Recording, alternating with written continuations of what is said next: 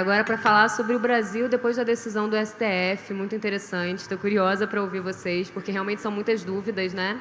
E quem vai nos acompanhar aqui são a Cecília Galício, o Rodrigo Mesquita e o Roberto Corcioli. O advogado Cristiano Marona vai entrar depois, né, Cristiano? Então, depois eu te apresento. Bom, vamos começar com a Cecília. A Cecília é advogada, conselheira nacional de política de drogas e está aqui representando a reforma também. O Rodrigo Mesquita é graduando em Direito pela Universidade Federal do Piauí. Ele tem MBA em Relações Governamentais pela FGV, é mestrando em Direito Regulatório pela Universidade de Brasília, é sócio do Melo Mesquita Advogados, escritório com sede em Brasília, especializado em Direito Público e litígio estratégico nos Tribunais Superiores e no TRF da Primeira Região. E Roberto Corcioli é mestre em Direito Penal e Psicologia pela USP, membro do coletivo Segunda Guerra às Drogas e juiz de direito em São Paulo. Parabéns, sejam bem-vindos, uma salva de palmas para todos. E é isso, a palavra está com vocês. Por favor, Cecília, pode começar. Nossa, responsabilidade, ainda ela sai. Olá, boa tarde todas, todos e todes. Eu sou Cecília Galício, como apresentado. É uma honra estar aqui novamente, né, no espaço da Expo Cannabis, a gente que atua, né, no campo da militância antiproibicionista. É muito importante estar aqui, é muito gostoso estar aqui vendo, né, que mesmo num país como o Brasil, onde a gente tem uma PEC 45 rolando, apesar da decisão do STF, que a gente vai falar mais daqui a pouquinho, a gente ter um evento deste tamanho, né, com essa quantidade de pessoas, e mais do que isso também, tem todo um mercado em volta disso que não pode ser ignorado também, né? Acho que isso é um recado bastante importante, né, para o cenário mundial. E falando do cenário mundial, eu gostaria, inclusive, de compartilhar com vocês um acontecimento bastante importante, que foi nessa semana, né, durante essa semana que passou, nós tivemos a reunião do G20, né, das 20 maiores economias do mundo, e nós tivemos o lançamento nessa reunião do G20 Social, que é a primeira vez em que uma reunião, né, do G20 contempla a sociedade civil, né, na construção das propostas que são encaminhadas a esses líderes mundiais. Isso foi um fenômeno bastante significativo, né, porque a gente precisa que a sociedade civil construa as políticas públicas, né? A parte ruim é que nada deste documento inclui usuários de drogas ou políticas sobre drogas, mas já é um avanço que a sociedade civil esteja ocupando esses espaços, e honrosamente eu ocupo esta cadeira representando a rede jurídica pela reforma da política de drogas, né? Então, acho que em termos de cenário mundial, né, a gente falando aqui nesse palco das questões internacionais, acho que isso é um ponto que a gente precisa destacar, né, que, de qualquer maneira, assim como nós tivemos a retomada da participação social no Conselho Nacional de Políticas sobre Drogas, a gente está vendo a sociedade civil ocupando outros espaços também, e isso só tende a contribuir para políticas mais justas. Mas antes um pouco de falar da decisão do STF, eu também quero compartilhar uma outra coisa off-topic aqui, mas que tem tudo a ver com o que a gente fala sobre políticas sobre drogas. Muito recentemente no escritório nós tivemos um caso bastante interessante de uma mulher preta e pobre acusada de participação no crime organizado, né, acusada de participar de organização criminosa.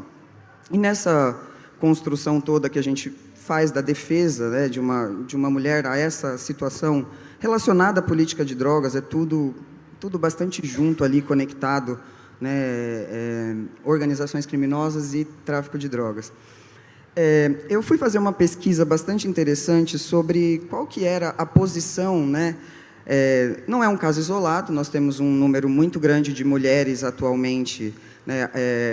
É a causa de maior aprisionamento de mulheres no Brasil, o tráfico de drogas, e é lógico que isso ia avançar para esses fenômenos. E a participação das mulheres no tráfico de drogas, assim como em todas as outras coisas, é muito diminuta, e nessa pesquisa eu fui atrás de de estudos ou de referências de como é que o próprio PCC, o próprio Primeiro Comando da Capital, lidava com a participação de mulheres em seus quadros.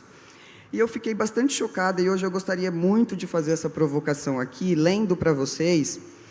Eu peço que olhem com outros olhos, é realmente uma provocação de uma frase que consta num pseudo-documento publicado na internet a respeito do PCC, que é público, as pessoas podem procurar, isso está na internet, né, sobre, inclusive, regras de comportamento do crime organizado. E essa frase diz assim: a escassa presença feminina nos escalões superiores de grupos criminosos espelha uma realidade similar na cúpula da sociedade brasileira, evidenciando uma disparidade de gênero que transcende as fronteiras entre o lícito e o ilícito.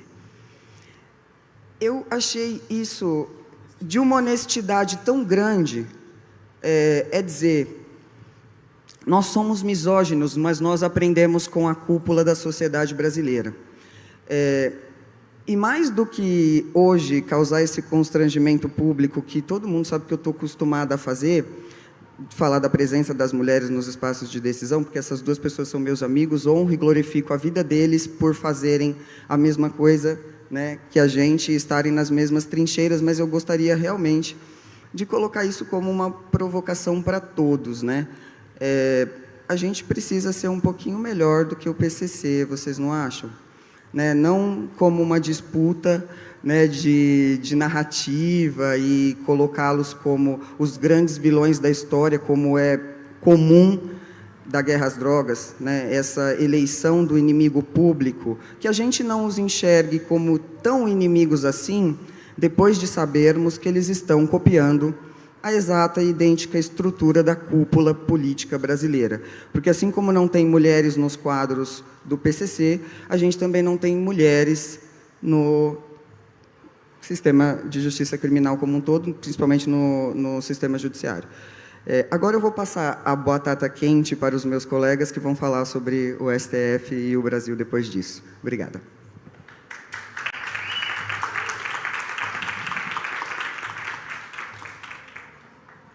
Boa tarde.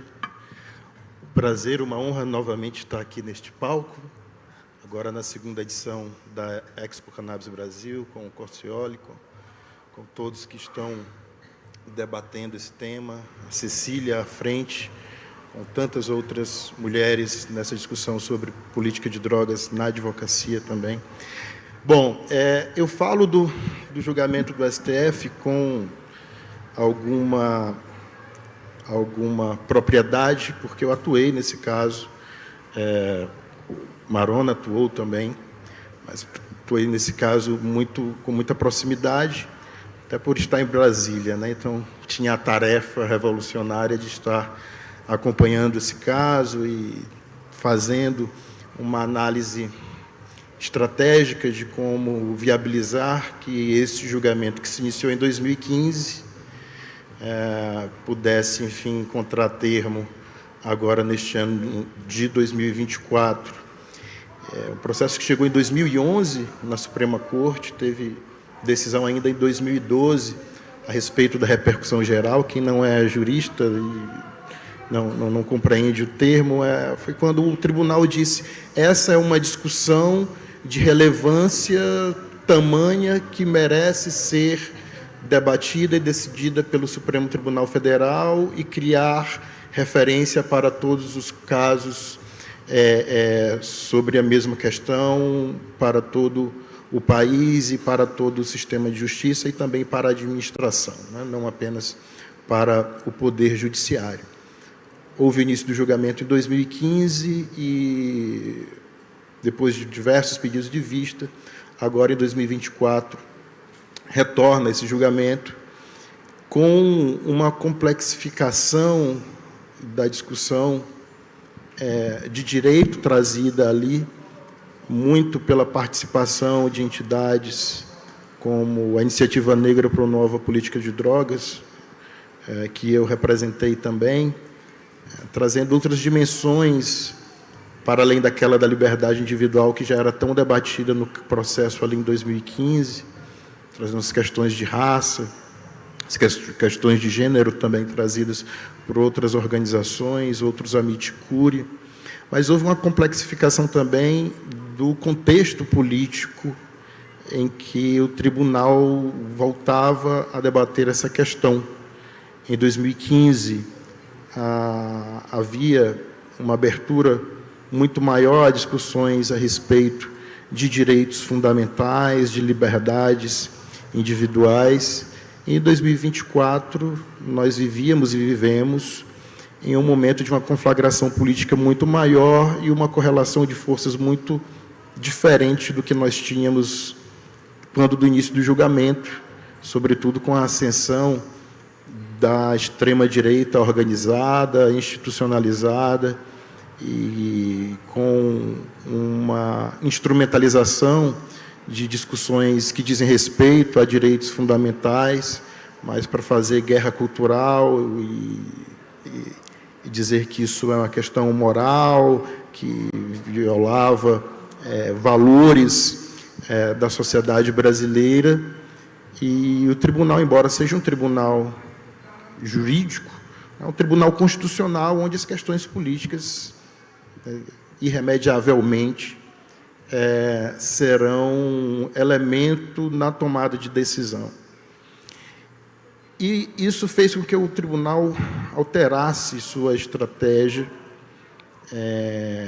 em muitos pontos, acredito até que de maneira muito atabalhoada, a exemplo de quando o ministro-presidente Roberto Barroso disse que não se tratava ali de descriminalização de uso de drogas, quando era justamente isso que estava em discussão, a inconstitucionalidade da posse de drogas para consumo pessoal. E esse foi mais um recuo num histórico já de recuos que, de fato, se experimentava ali em 2015, quando houve o primeiro recorte, de se reduzir a discussão apenas para a maconha. Não é? Acabou que tivemos uma vitória por 6-5, muito apertada, com uma fixação de uma tese bastante aquém daquilo que a gente pedia, não só do que esperava, mas efetivamente do que era pedido, não é? Com uma determinação de que não se trata mais de um processo criminal, mas ainda é a justiça criminal aquela que ficará responsável pelo procedimento a partir da apreensão da droga e da condução das pessoas, dos agentes dessa conduta. Mas me parece que é um resultado também do qual nós precisamos nos apropriar, e uma efetiva vitória que nós precisamos reivindicar. Chico Sainz falou que um passo à frente não estamos mais no mesmo lugar. E, embora o julgamento do Supremo Tribunal Federal seja um ponto de chegada para quando nós olhamos para trás e lembramos de tudo aquilo que passamos no tribunal para que o tema fosse julgado, a sua repercussão geral reconhecida, que fosse levado à pauta inicialmente, que depois de tantos anos com pedido de vista retornasse à pauta, e com toda a pressão, sobretudo do parlamento, com teses mais equivocadas do que aquelas colocadas por alguns ministros nos tribunais, no julgamento final, quando a gente olha para tudo isso, é um ponto de chegada, de fato. Mas me parece que esse julgamento também é um novo ponto de partida. Não é? Nós travamos agora essa discussão em um outro patamar e com a necessidade de estabelecermos outros objetivos a serem alcançados. E já dentro daquilo que nós temos hoje, já experimentamos avanços em reconhecimento de direitos, de dignidade da pessoa, que nós não tínhamos antes desse julgamento. 40 gramas pode não ter todo o impacto que se teria, certamente não terá todo o impacto que se teria com a proposta inicial de 100 gramas. A submissão ainda do procedimento à justiça criminal me parece que ainda estigmatiza de maneira inconstitucional os usuários, não é? Mas já é possível que sejam plantadas 6 plantas fêmeas, florindo na casa de cada uma de vocês. Isso é um ganho em dignidade, respeito de direitos e em segurança jurídica para as pessoas que querem ter acesso à sua maconha dentro da sua casa, sem levar perigo ou constrangimento a qualquer outra pessoa em um ambiente público, que é o que está decidido que também é vedado, não é? Que dá por consequência a apreensão da droga e o encaminhamento do usuário, da pessoa, a esse procedimento judicial descriminalizado, despenalizado. E há outros impactos mais concretos também no âmbito da própria população carcerária. Agora, recentemente, o Conselho Nacional de Justiça noticiou um mutirão para fazer a revisão de procedimentos disciplinares de 65 mil pessoas presas que sofrem procedimento disciplinar em razão da apreensão de maconha dentro dos presídios. Isso é considerado falta grave no âmbito penitenciário e que tem, por consequência, o impedimento para progressão de regime e as pessoas possam, né, sair do regime semiaberto e ir para o regime aberto. Me parece que isso é um impacto bastante sensível na vida de muita gente, não é? Isso fora, claro, tudo o que se pode pedir de revisão em âmbito criminal mesmo, daquelas pessoas que foram presas e condenadas por tráfico, tendo na sua conduta a apreensão de uma quantidade de maconha inferior àqueles 40% que ficaram estabelecidos como critério objetivo na tese fixada pelo Supremo Tribunal Federal. Ou seja, nós temos um programa a cumprir, nós temos novas tarefas a assumir. Não podemos confiar que uma decisão judicial se realize por si só, se a própria conquista daquela decisão judicial não veio graciosamente. Ela foi fruto justamente dos debates como este aqui, da construção de argumentos dogmáticos pela pesquisa jurídica, pela Academia Jurídica Brasileira, pela construção de precedentes pela magistratura brasileira também, pelo engajamento da advocacia, porque sem a provocação o judiciário não irá se manifestar, e também sem os maconheiros, né? Porque não tiver maconheiro para fumar, não vai ter quem ser preso para se impetrar um habeas corpus. E sem a marcha da maconha não haverá uma pressão social também para dar tração a essas demandas sociais, não é? Então, esse, mais do que uma exposição, acho que todos aqui, pela maior ou menor proximidade com o tema, sabe do que se trata, mas o que eu queria deixar inicialmente na minha fala, para a gente então poder passar para o debate e vocês terem o prazer de ouvir o Roberto Corcioli, é mais essa mensagem de que o que se tem é resultado de nosso esforço, e esse é um esforço que é um resultado de uma correlação de forças, não é? Ele é uma síntese daquilo que nós construímos, e que esse ponto de chegada de todo esse percurso até aqui, ele é um novo ponto de partida sobre novas bases e que nos traz também um programa com tarefas a serem exercidas, executadas, com o mesmo empenho que nós temos enfrentado, aplicado em todo esse tempo até aqui. Vejam que em 2001, a revista Época publicou uma reportagem, acho que tinha a Soninha, tinha um colega advogado que foi processado no Tribunal de Ética e Disciplina da OAB de São Paulo. E em 2011, o Supremo Tribunal Federal estava julgando a constitucionalidade da marcha da maconha.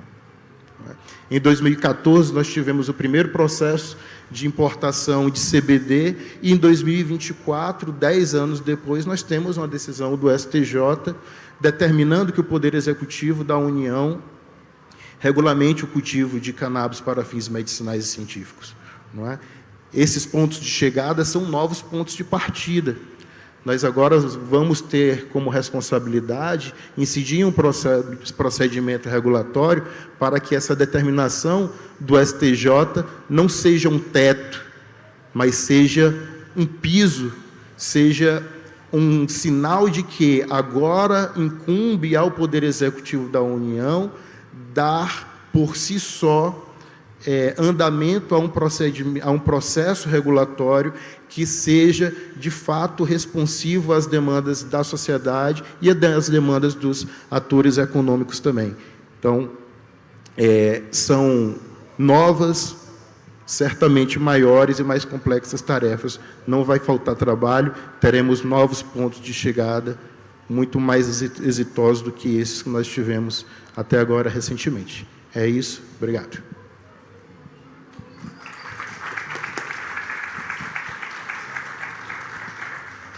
Boa tarde a todas e todos. Depois dessa explanação muito esclarecedora, fica difícil acrescentar algo. Parabéns, Rodrigo, muito bacana ouvir todo esse histórico, toda essa contextualização, né?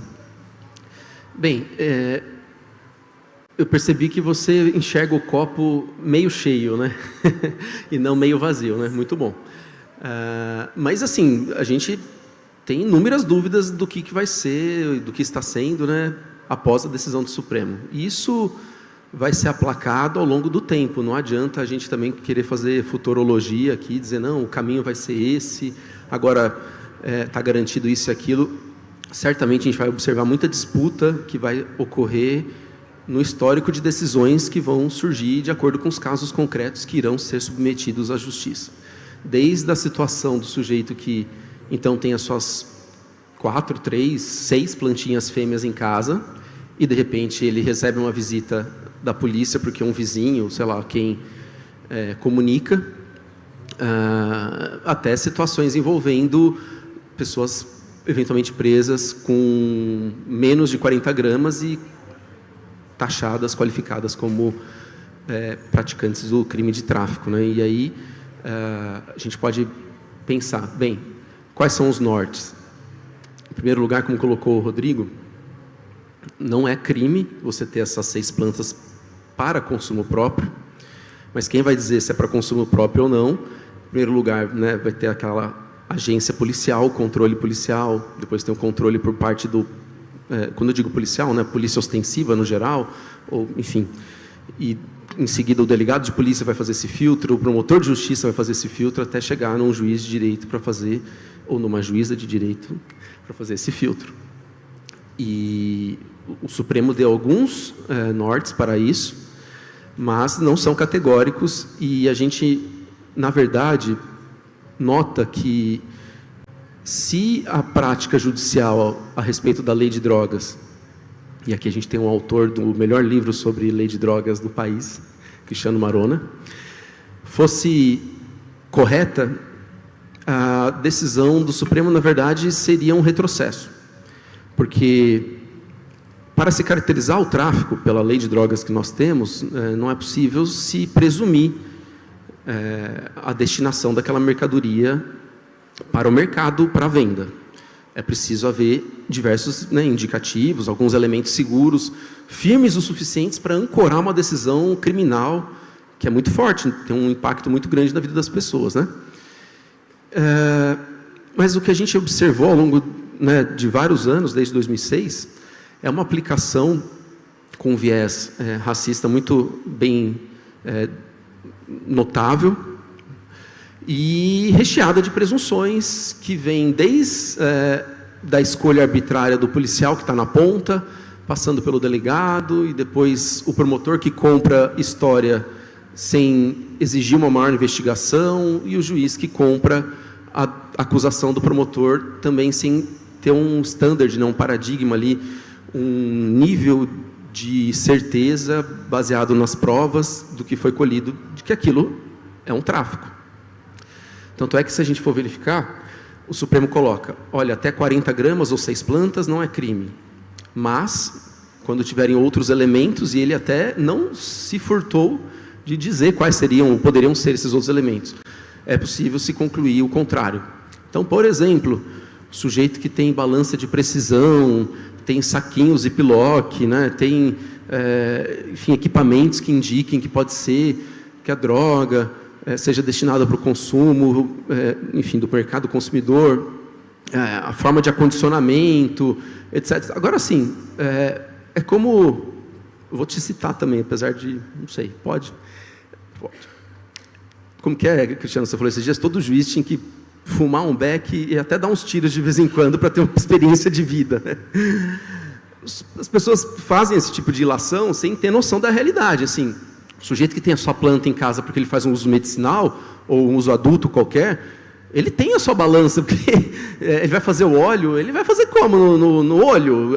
O marombeiro tem balança, a confeiteira tem balança, ou a marombeira e o confeiteiro, e o maconheiro medicinal, o terapêutico, adulto, ele tem a balança. Ele tem um saquinho Ziploc, porque afinal de contas ele pode optar por fazer a cura no saquinho.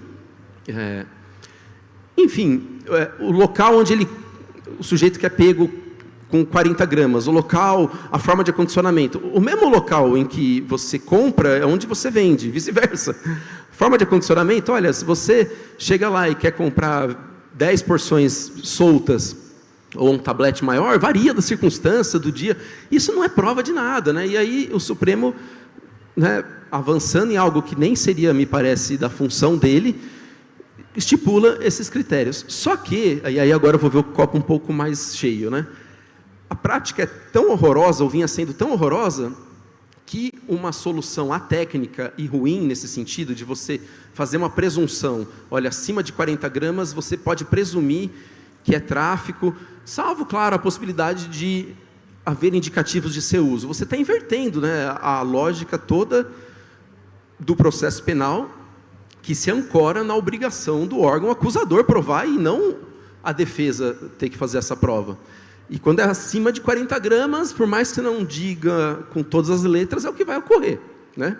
A não ser que do nada caia uma prova do céu, ou indício, né, gratuito, de que, não, tem 47 gramas, mas vejam, esses indícios aqui indicam que certamente é para uso.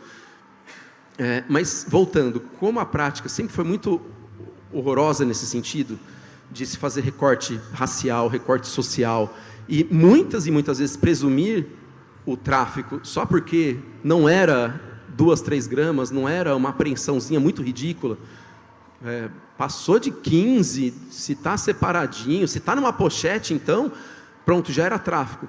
Então, nesse sentido, vai ajudar bastante até os juízes, as juízes, eu digo de uma perspectiva de quem vivencia a carreira também e conhece, de alguma maneira, os seus pares, se sentirem mais respaldados, falar, não, o Supremo falou que até 40, então, tem 39 pacotinhos, com 1 grama cada.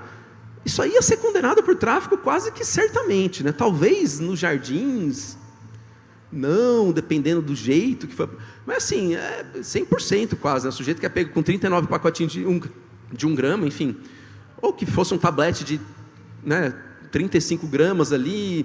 Se o policial, né, quiser colocar esse rótulo, a história que pode ser contada, pode ser construída e pode ser vendida, isso iria para frente. E agora com esse modelo colocado na decisão do Supremo, de ter um norte, isso pode dar segurança para os casos menores. Mas o reverso disso, em alguns casos, que também alguns juízes conscienciosos e juízas conscienciosas, de olhar para o caso concreto e ver, puxa, o sujeito foi pego com um tijolo de 1 quilo. mas ele não foi pego ali em frente de uma festa, conversando com as pessoas, assim, dando indicação que, sei lá, talvez ele fosse com vários saquinhos do bolso. Não, ele foi pego em casa porque a mulher dele fez uma denúncia de violência doméstica, não tem nada a ver com droga. E aí chegaram lá e tinha 1 quilo. E ele narra que ele foi comprar um monte, porque afinal de contas ele não gosta de ficar subindo o morro, sei lá o quê, né, esse discurso. E de fato ele é um sujeito que tem carteira assinada, tem renda. Esse caso, eu diria assim, já vi casos, né, desse estilo assim, ao longo da minha trajetória aí nos fóruns da vida. A chance da versão dele ser comprada é muito alta, né? Porque, enfim, foi chamado porque era uma violência doméstica e tal. Agora, eu tenho um receio de, às vezes, um caso como esse, por causa das 40 gramas, tem gente que não conseguiu entender que, é 40 gramas, mas continua sendo igual a antes, no sentido de que, mais do que 40, ainda precisa dos indicativos de que é tráfico, né? Mas eu acho que o benefício do outro lado vai ser maior, que é o lance dos que eram presos por menos de 40, e aí, ainda que tenha essa margem dos indícios, do saquinho, da balança, etc., ainda assim vai se tornar mais difícil rotular como tráfico se de fato não houver uma prova mais robusta, e muita gente que arbitrariamente era rotulado de tal maneira, pode ser que seja beneficiada. Agora, não é de um dia para o outro também, né? Toda uma construção, é uma mudança de cultura. A gente vai experimentando ao longo do tempo a reação do tribunal, dos tribunais a respeito desse caminhar. Mas fato é que, desde o exemplo do sujeito que tem as suas plantas em casa, a gente está muito perdido ainda. O vizinho denuncia: não, eu vi ali da sacada dele, eu vi que tem umas plantinhas assim, tal. A grande verdade é que muitas vezes vai acontecer aquela coisa da praxis mesmo, do delegadão falar: eu não vou nem lá, não tem nada a ver mais. Isso vai dando respaldo cultural e institucional das agências de controle mudarem as suas práticas também, entendam? Isso não está na decisão do Supremo, mas a gente precisa de um sociólogo, de uma socióloga para nos alertar sobre isso. Isso vai, de alguma maneira, penso eu, ocorrer. Agora, se de fato o policial chegar lá na casa do sujeito, vamos imaginar que ele faça uma conduta correta, né? Não queira fazer nada de errado. Viu lá bonitinho, o sujeito tem as 6 plantinhas, está tudo certo, não tem nenhum caderneta de venda, não tem nada disso. Ele tem que levar para o delegado tem que concluir que aquilo é uso, submete para o promotor, que vai concordar, e vai lá para o juiz criminal, mas que vai estar tendo uma atuação administrativa, que a gente diz. Não vai sofrer um processo criminal e uma pena criminal. Mas direito de ter essa planta ele não tem, né? Afinal de contas ele recebe visita da polícia, ele perde a planta, enfim, continua uma situação muito insegura. Mas, de novo, acho que a mudança da cultura das instituições pode ser até mais proveitosa do que propriamente o resultado final da mudança que se deu com base agora no acórdão do Supremo, com as tais, enfim, indicações de do que vai ser, etc. e tal, né? E isso a gente vai colher, como qualquer mudança de culturas institucionais, ao longo do tempo, né? Bem, acho que é isso. A gente pode interagir mais depois com um bate-papo. Você quer falar agora, Cecília?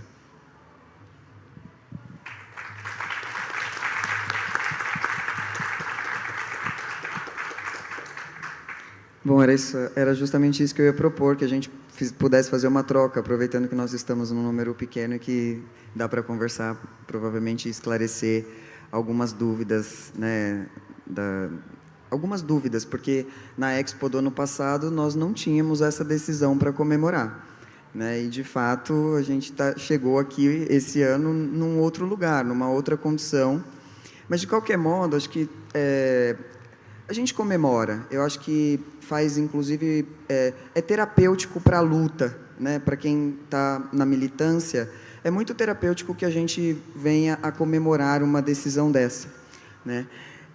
Mas a gente não pode perder a posição crítica que a gente deve ocupar quando a gente defende ideais de liberdade, né? Essa decisão, falando assim, bem intimamente com vocês, é uma merda.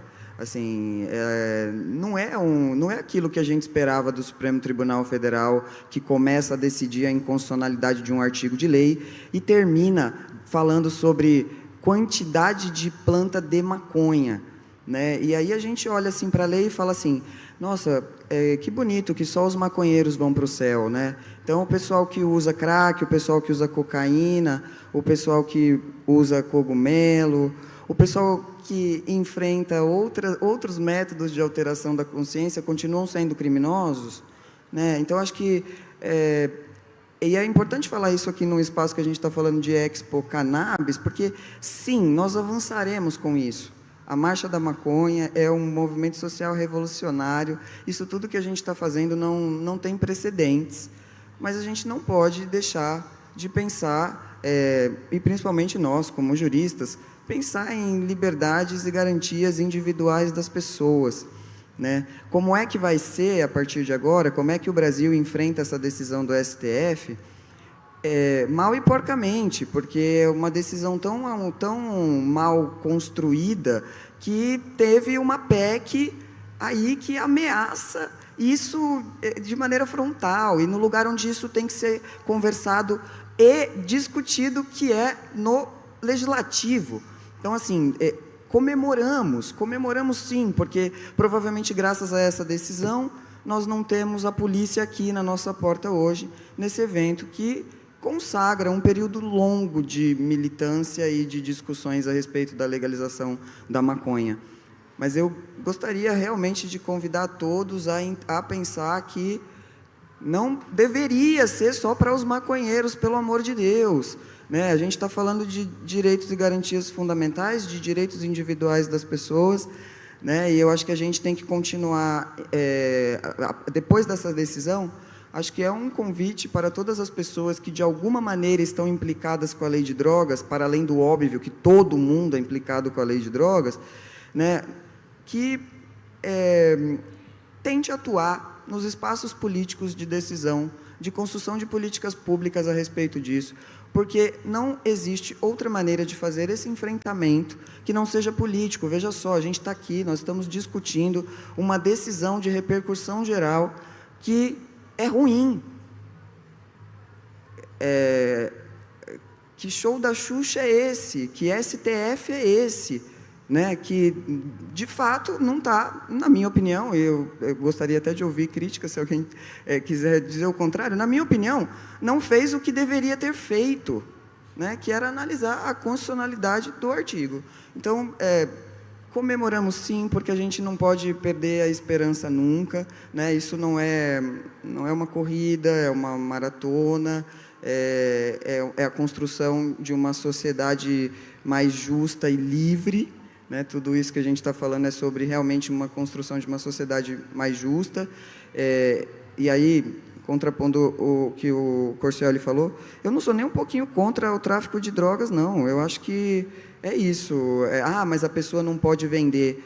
Bom, mas aí como é que a gente vai comprar? A gente vai estar sempre pensando que aquela pessoa não poderia ter vendido, e a gente vai criar mecanismos de diferenciar quem está vendendo e quem está comprando, mas continua podendo vender e comprar, entende? É bem hipócrita, é tipicamente brasileiro, né? Assim, as instituições criando condições para que a gente fique contente com um pouquinho e fique aí, né? E a gente pare por aqui. Acho que a gente pode conversar, acho que seria bacana ver quais são o que as pessoas têm também a dizer sobre isso, porque, de fato, é uma decisão novinha, que ainda não causou efeito nenhum. Tem uma crítica bem severa à atuação do CNJ, quer dizer, atuação do CNJ não, a determinação do STF de que esta função seria do CNJ. Isso significou que, desde junho até hoje, a gente não tirou uma pessoa da cadeia, e, segundo dados do Justa, que eu convido-os a pesquisar sobre isso, nós poderíamos já ter, fora da cadeia, 7.000 pessoas. Parece que ninguém está preocupado que tem 7.000 pessoas a mais na cadeia sem precisar, e eles estão olhando, sem nenhuma crítica a isso, porque também é necessário. Por que as pessoas estão respondendo processos disciplinares dentro da cadeia por terem sido presas com maconha? Vocês vão precisar conversar sobre isso de verdade? Assim, nós tivemos uma decisão em junho, nós estamos em novembro, não saiu um ser humano da cadeia baseado nessa decisão. Isso porque o STF relegou essa função ao CNJ, que nunca acusou ninguém. de tráfico de drogas. Quem acusou as pessoas de tráfico de drogas foi o Ministério Público, que nem está incluído nessa equação para discutir essa questão.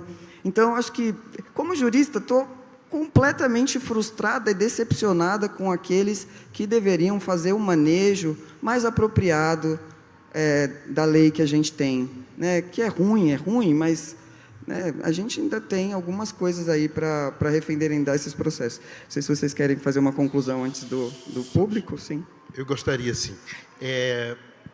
Cecília, eu tenho por diretriz de atuação o pessimismo na análise e o otimismo na ação mesmo. Assim, claro, esses limites da decisão do STF já estavam colocados lá em 2015, quando o ministro Barroso, por exemplo, disse: olha, isso daqui não se aplica, deu uma justificativa técnica, absolutamente atécnica, para fazer ali a limitação só à maconha, disse: olha, a gente não está tratando aqui de crack porque essas pessoas não têm alma. Olha, se a gente está discutindo um tema à luz do direito à privacidade, da dignidade da pessoa, tendo uma das razões para a declaração da inconstitucionalidade justamente a estigmatização a que essas pessoas passam com a criminalização, e se limita uma decisão para que aquelas pessoas que justamente são as mais estigmatizadas e comprometidas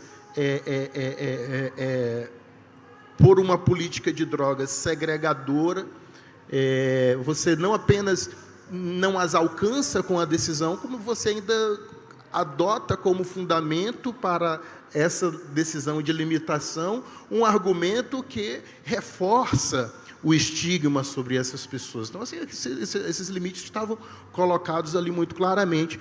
Sobre as minúcias da decisão, Cossioli, a respeito, por exemplo, da balança, que eu acho que é um dos requisitos mais cruéis que estão colocados ali. Eu tive um caso muito recentemente, e não era um garoto preto da periferia, era um garoto de classe média alta, morador do Lago, em Brasília, que foi preso com haxixe, e encontraram 9 gramas de haxixe, encontraram uma balança no quarto do irmão dele, que não era objeto do mandado de busca.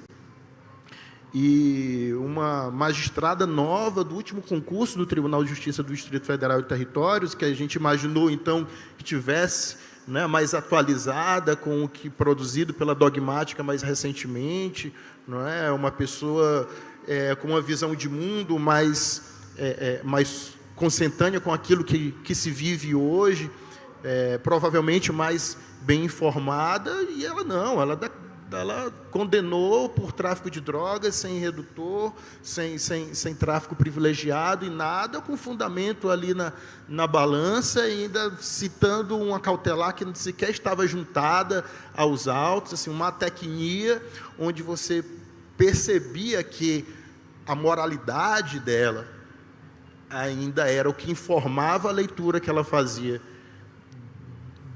das provas dos autos e das que não estavam nos autos, e também da forma de aplicação do raciocínio do processo penal, da divisão do ônus da prova. Entende? Então, assim, essas coisas ainda acontecem. A jurisprudência tem que avançar, mas a cultura institucional precisa avançar. Com suporte na norma também, a norma tem esse papel também, mas é uma questão de amadurecimento. Mas, repito, um amadurecimento que jamais poderá ser natural, que jamais será. Forças antagônicas atuam nesse tema, e hoje de maneira muito concertada e institucionalizada. Então, permanece a nossa tarefa de produzir essa alteração, essa transformação cultural, um aprimoramento da jurisprudência, né? Acho que isso é uma tarefa para todos nós. Não é fácil, não é um cenário bom que nós temos, mas é um outro momento em cima de outras bases, ou pelo menos bases modificadas, que nos dão aí substrato para atingir novos horizontes e novas conquistas. É isso.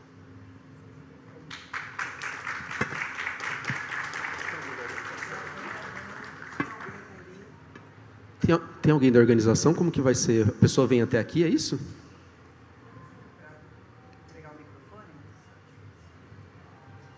Então, pessoal, só avisar que nós temos pouco tempo, tá? Boa. Boa, maravilha.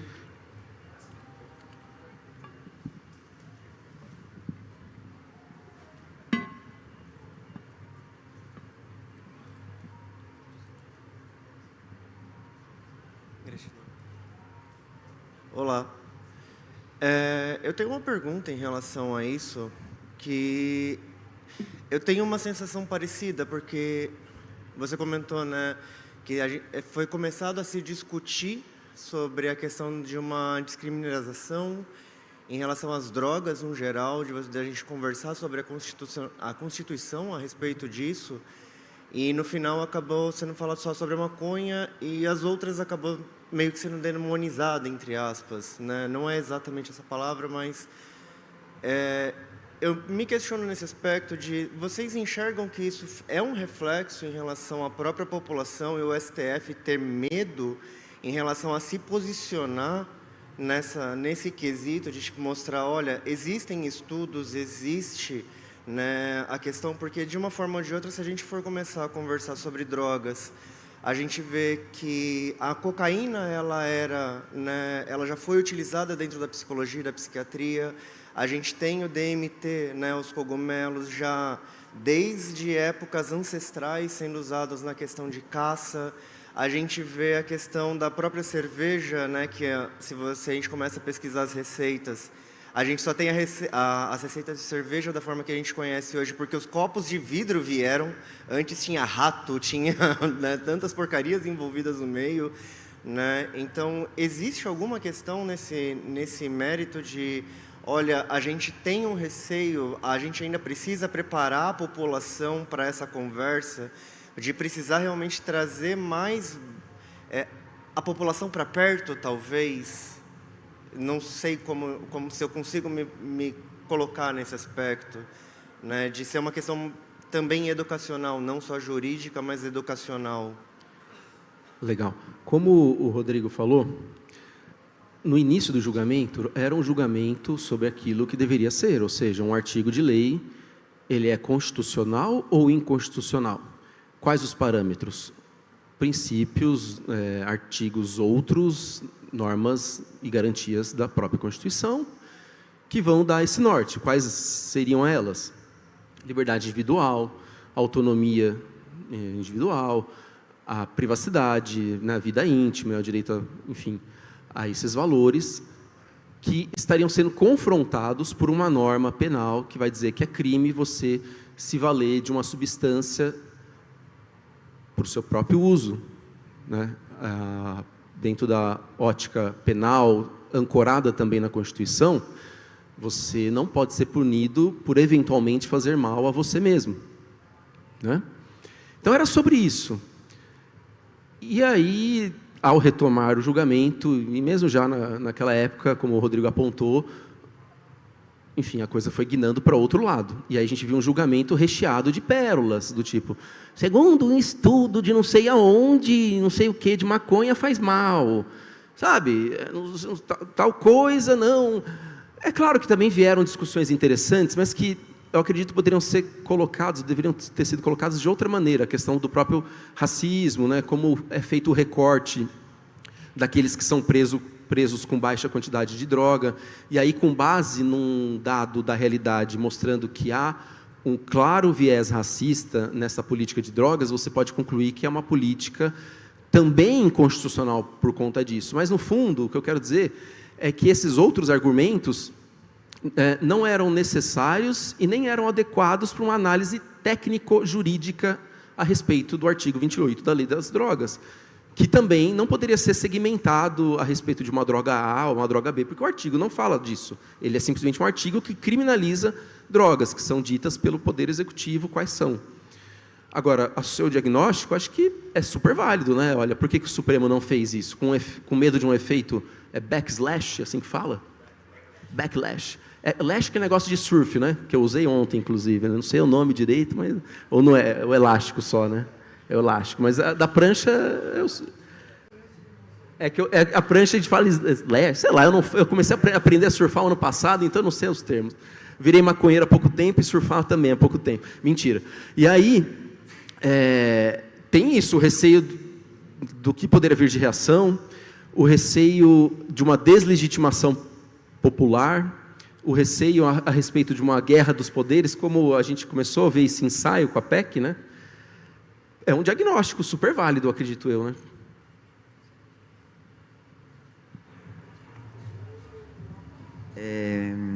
Só falar um trechinho sobre a questão da educação, né? Que acho que a gente tem uma coisa que é para ser reivindicada, que é a educação sobre drogas.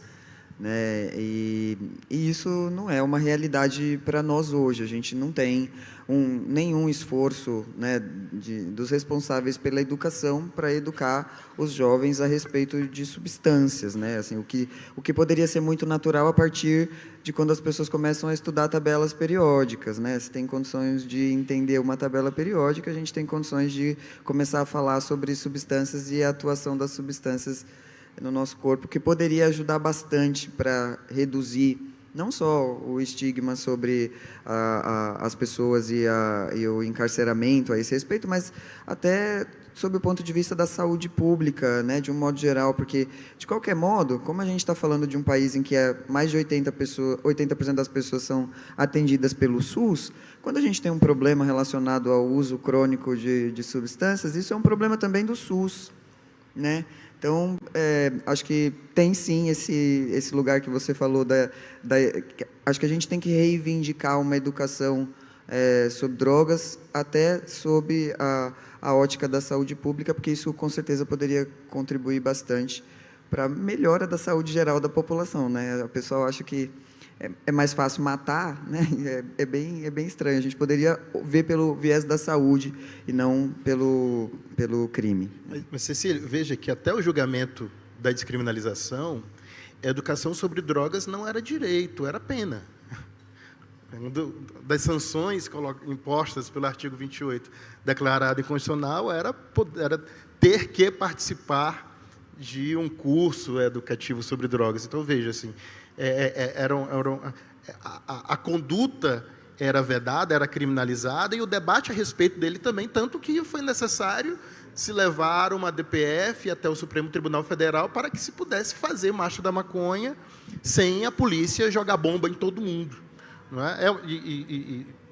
Tentando te responder também, por parte de alguns ministros, houve uma modulação de sua posição estratégica, dentro de uma estratégia deles.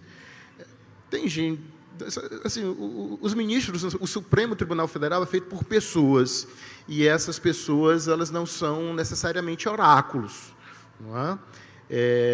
Não há por que a gente esperar que uma decisão do Supremo seja absolutamente coerente. Existem ministros lá com sua agenda, alguns deles uma agenda absolutamente contrária a esse tema, que eles não vão mesmo se aprofundar nessa discussão. Ao contrário, alguns trouxeram argumentos falaciosos, assim, claramente falaciosos.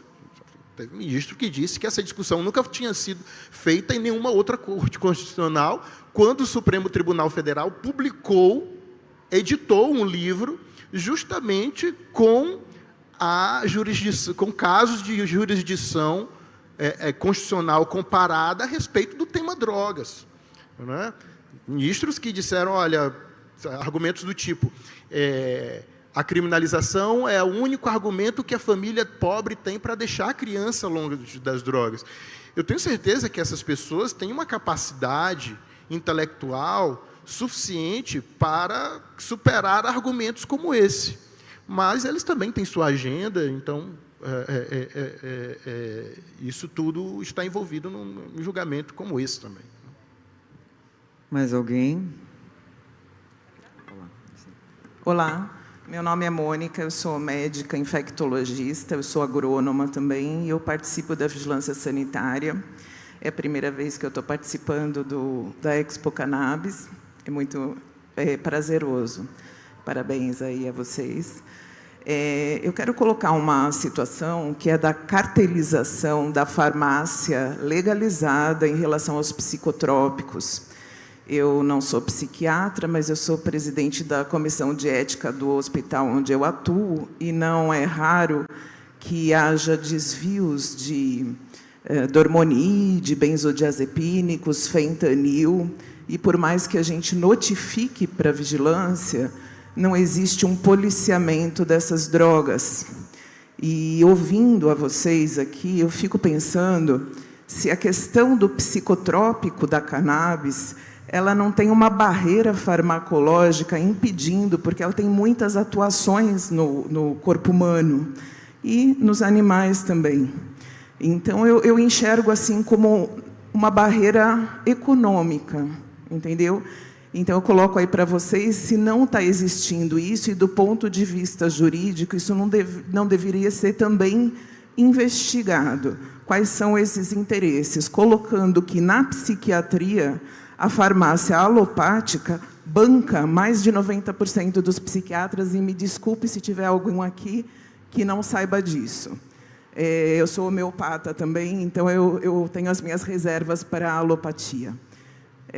Com relação ao uso de outras drogas, embora tenha o SUS atuante aqui em São Paulo, a gente sabe do problema do crack e da desumanização do tratamento. Eu imagino que dentro dos presídios encarcerados ocorra muita violência. Então, existe uma legislação universal do SUS, mas não uma implementação real.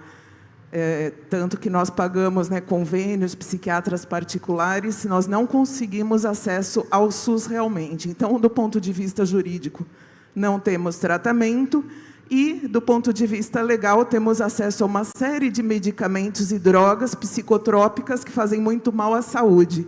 Como é que o jurídico se comporta?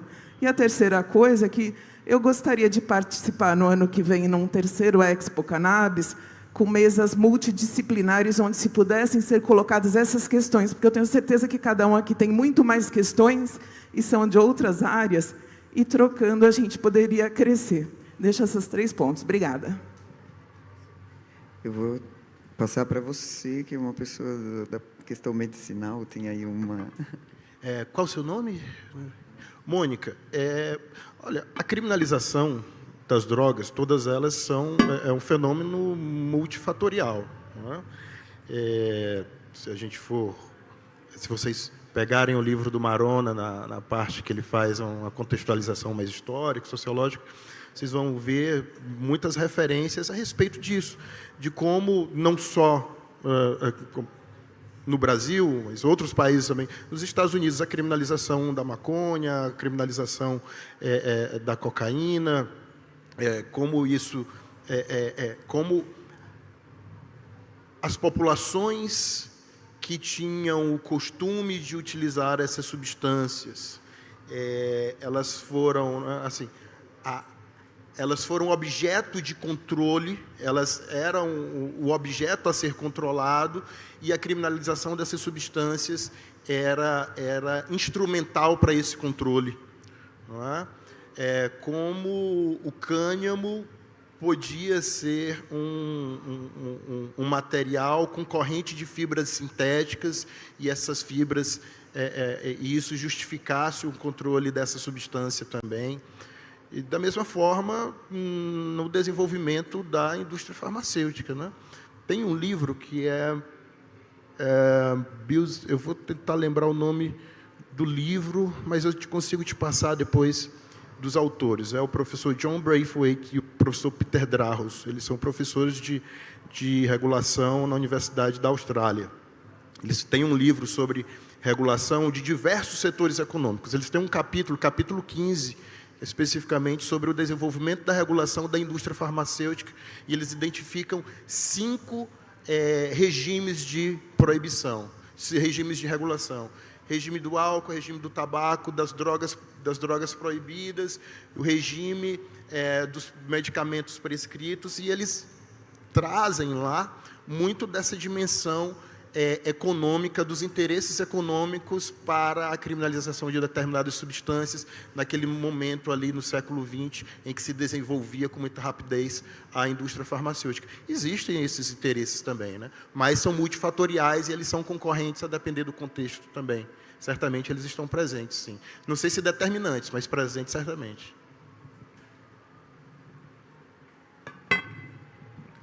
Meu Deus, que pontualidade é essa? Acabou de zerar 00 na nossa tela. Lembrei o nome do livro, lembrei. Global Business Regulation. Bom, gente, estaremos por aqui, né? Nosso tempo acabou, foi muito bacana conversar aqui com vocês. Agradecemos a presença de todos e um viva Expo Cannabis.